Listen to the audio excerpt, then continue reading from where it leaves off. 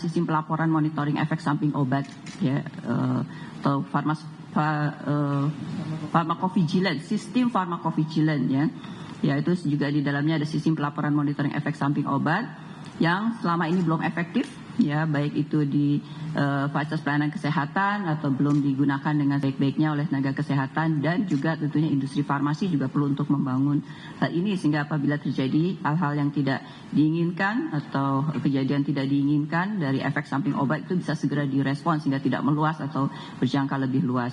Dan yang keenam adalah tidak adanya efek jerah dari berbagai perkara hukum yang selama ini pada kasus-kasus kejahatan obat dan makanan, ya. Ya, walaupun dengan rasa sedih, ya, kita bisa melihat sekarang bahwa dampaknya sangat menyedihkan tentunya, tapi menunjukkan bahwa satu kelalaian atau kejahatan obat itu bisa memberikan dampak yang sangat strategis, sangat menyedihkan, dan ini adalah aspek kemanusiaan yang harus menjadi perhatian kita semua, ya.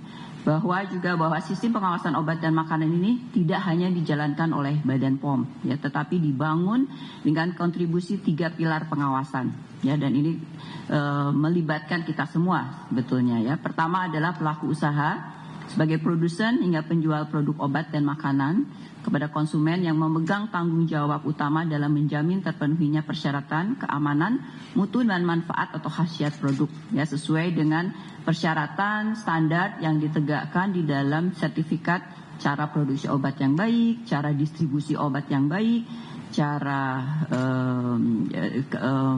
uji klinik yang baik, ya, apabila itu adalah dalam pengembangan obat, dan izin edar yang sudah diberikan oleh Badan POM. Misalnya ada ketentuan-ketentuan yang betul-betul harus diikuti, dan kasus ini menunjukkan bahwa produsen obat yang melakukan dengan patuh ketentuan yang ada, mereka terhindar, ya, dari upaya kejahatan ini sehingga bisa masuk ke dalam sistem produksi mereka. Itu pembuktian itu sudah ada, ya. Jadi ini saya kira menjadi pengingat kita semua para pelaku usaha untuk betul-betul memegang syarat-syarat standar yang sudah ditegakkan dari sertifikasi yang sudah diberikan, izin yang sudah diberikan. Karena itu selain juga tentunya melindungi masyarakat, melindungi konsumen, tapi juga melindungi dunia usaha, melindungi industri farmasi dalam hal ini. Pemerintah termasuk di dalamnya tentunya Badan POM sebagai regulator yang menetapkan menegakkan standar kriteria serta peraturan terkait keamanan mutu manfaat sejak pre-market sampai dengan post-market.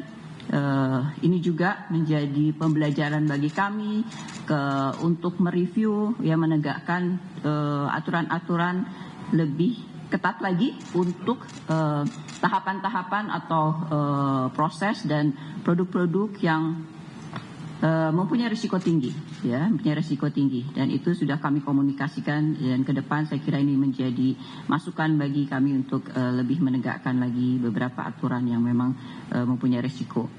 Kemudian juga tentunya Badan POM akan terus menegakkan fungsi pembinaan, pendampingan dan fasilitasi. Tentunya kami akan terus mendukung kemudahan berusaha tentu, tapi kembali lagi aspek keamanan dan mutu, amanan dan mutu dari produk itu harus bukan sesuatu yang kita korbankan.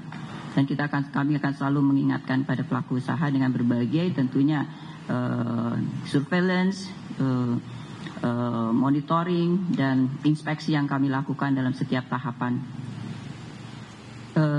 Kemudian juga masyarakat, ya, kami menghimbau sebagai konsumen merupakan screening terakhir, ya, sebelum kita sebagai pengguna air dari produk obat dan makanan. Saya kira masyarakat harus terus, bagaimana kami selalu mengedukasi masyarakat menjadi konsumen yang cerdas. Kemudian juga di dalam ini juga ada tenaga kesehatan dan fasilitas kesehatan yang saya kira akan bersama-sama. Kami sudah berkomunikasi dengan berbagai asosiasi keahlian klinis, ya, asosiasi untuk dokter klinis yang masing-masing, untuk kita bersama-sama membangun satu sistem farmakovigilan yang kuat di fasilitas kesehatan. Bagian kedua adalah tentang tadi adanya kelalaian dari tanggung jawab industri farmasi dalam pemenuhan keamanan dan mutu obat sebelum produksi, sebelum pemasukan dari bahan bakunya, dan juga sampai dengan produksi dan peredarannya. Ya, industri farmasi sebagai pemegang izin edar obat bertanggung jawab terhadap mutu, keamanan, dan khasiat produk, termasuk juga mutu bahan baku yang digunakan, serta wajib melakukan pemantauan khasiat, keamanan, dan mutu obat selama obat diedarkan, dan wajib melaporkan hasilnya pada Badan POM. Ya. Untuk itu, industri farmasi harus memenuhi berbagai ketentuan standar, selain antara lain adalah Undang-Undang tentang Kesehatan, Undang-Undang tentang Perlindungan Konsumen, sampai turun pada Perka Badan POM, antara lain Perka Badan POM tentang kriteria dan tata laksana registrasi obat. Ya, antara lain itu dengan berbagai peraturan dikaitkan dengan sertifikasi lainnya. Nah, sesuai dengan CPOB, cara produksi pembuatan obat yang baik, industri farmasi harus melakukan pengawasan mutu, quality control terhadap bahan awal untuk memastikan kesesuaiannya dengan pesanan, serta bertanggung jawab atas pengujian bahan awal sebagaimana dijelaskan dalam dokumen registrasi. Industri farmasi harus melakukan kualifikasi pemasok dalam pemastian mutu dan integritas rantai pasok. Ya, jadi ini jelas.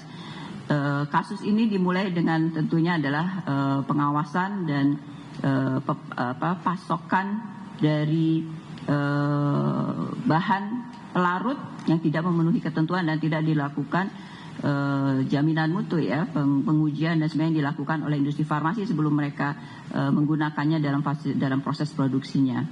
Kemudian juga sesuai dengan pedoman cara distribusi obat yang baik, CDOB, fasilitas distribusi harus memperoleh pasukan obat dan atau bahan obat dari pemasok yang mempunyai izin dan harus melakukan kualifikasi yang tepat sebelum pengadaan dilaksanakan. Jadi pemilihan pemasok, termasuk kualifikasi dan persetujuan penunjukannya, ini merupakan tanggung jawab dari produsen atau distributor, ya, yang membeli dan memasok obat, bahan baku obat atau bahan tambahan obat. Dalam hal ini adalah pelarut adalah bahan tambahan obat. Pengawalan mutu obat beredar dilakukan melalui sampling dan pengujian serta pengawalan keamanan farmakovigilan melalui pemantauan efek samping atau kejadian tidak diinginkan terkait penggunaan obat. Ini juga menjadi tanggung jawab dari industri farmasi yang kemudian tentunya dikonfirmasi melalui pengawasan post market oleh Badan POM. Kemudian aktor-aktor yang penting, ya, dari keberhasilan penerapan farmakovigilan, ya, ini adalah tadi farmakovigilan adalah pelaporan, ya, pelaporan dari efek samping obat. Saya kira ini penting sekali untuk pencegahan dan juga untuk tidak meluasnya apabila ditemui satu kasus. Ada pemerintah termasuk Badan POM, Kementerian Kesehatan, pemerintah daerah, tenaga kesehatan, industri farmasi, dan tentunya masyarakat atau pasien untuk selalu mencatat obat yang digunakan sampai dengan batch number-nya, termasuk juga pelayanan kesehatan dan tenaga kesehatan, dan melaporkan apabila ditemui suatu masalah. Kami ingin menyampaikan juga perkembangan dari hasil pengawasan Badan POM yang terkait dengan sirup obat yang mengandung cemaran etilen glikol dan dietilen glikol, ya. Termasuk di dalamnya juga nanti rilis, ya, jadi rilis dari obat-obat yang aman, ya, yang tentunya sudah kami lakukan berbagai tahapan untuk pemastiannya. Tentunya kita tidak ingin terjadi lagi hal yang tidak kita inginkan. Jadi kembali merespon kejadian tidak diinginkan KTD GG apa ini, Badan POM telah melakukan berbagai upaya, ya. Kami sudah melakukan press conference sampai dengan press release, ya, 9 penjelasan publik. Pada hari ini kembali kami menyampaikan progresnya. Pertama adalah berdasarkan penelusuran data registrasi dan sampling post market, 168 produk sirup obat tidak mengandung 4 pelarut tersebut, ya, propilen glikol, propilen glikol, sorbitol, dan atau gliserol, sehingga tidak mengandung cemaran etilen glikol dan aman untuk diedarkan, sebagaimana nanti akan diberikan dalam lampiran 1, ya. Sekarang